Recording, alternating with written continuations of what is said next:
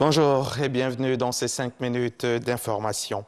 Le projet de loi de finances portant budget de l'État pour l'année 2022 et son annexe fiscale adopté à l'unanimité par les membres de la Commission des affaires économiques et financières de l'Assemblée nationale. Il est de 9 901 milliards de francs CFA, de quoi permettre au gouvernement de mettre en œuvre sa politique de développement économique et social, selon le ministre Moussa Sanogo. Les témoignages de Cheikh Koné à suivre à 13h. C'est ce jeudi que s'ouvre la campagne nationale des 16 jours d'activisme contre les violences à l'égard des femmes.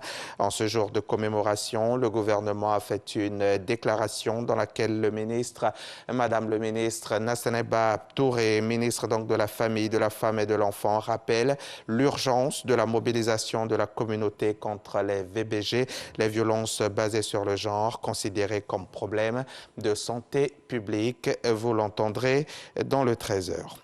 À Broukro, dans la commune de Bongouanou, il existe une multitude de sites d'orpaillage clandestins. Face à cette prolifération, le député de la commune a tenu à sensibiliser les populations sur les effets néfastes du phénomène.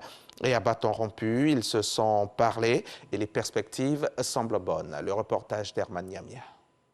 Le député de Bongouanou commune dans le village de Broukro, Jacob Assouba, n'y est pas pour expliquer aux populations une nouvelle loi votée à l'Assemblée nationale, encore moins recueillir leurs avis sur un projet de loi.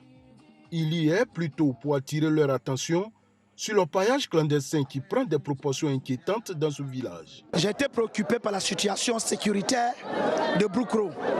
L'orpaillage illégal et clandestin qui sévit dans ce village. Il était de mon devoir de venir rencontrer la population, les chefs du village, les jeunes, les femmes, la mutuelle et tous les cadres pour leur porter le message de ce que c'est une activité illégale. Et si nous ne prenons pas garde, demain ce serait difficile pour nous. Jacob Assouba a aussi plaidé pour que l'union et l'entente reviennent dans ce village qui manque de cohésion depuis des années. Malgré le retour d'exil du chef du village pour ces mêmes raisons, l'harmonie n'est pas encore effective au sein du village. Dans un village, s'il y a le désordre, c'est qu'il n'y a pas l'attente entre la population.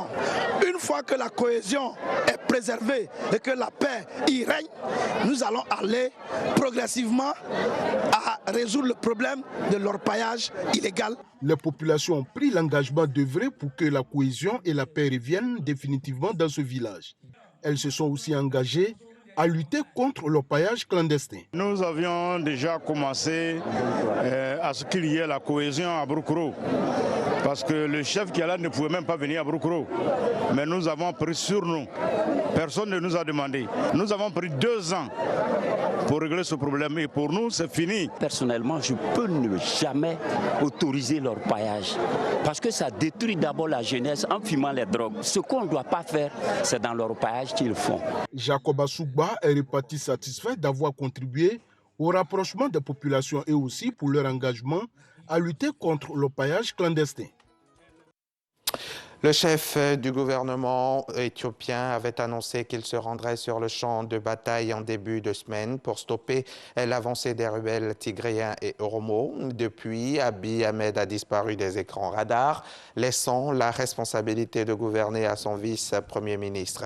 Les combats continuent, les rebelles se trouvant toujours à 180 km au nord d'Addis Abeba. L'armée fédérale prétend avoir repoussé les rebelles sur le front Est dans la région Afar et avoir tué une dizaine de leurs commandants sans que leur nom ne soit communiqué. 5 personnes ont été tuées et on dénombre plus d'une dizaine de blessés dans cette énorme explosion qui a eu lieu ce matin dans la capitale somalienne Mogadiscio. Il s'agit d'une explosion à la voiture piégée. Un témoin décrit un panache de fumée et des coups de feu aux alentours du carrefour K4 de Mogadiscio. Un hôpital et une école se trouvent à proximité du lieu de l'explosion. Il n'y a pas de revendication pour le moment.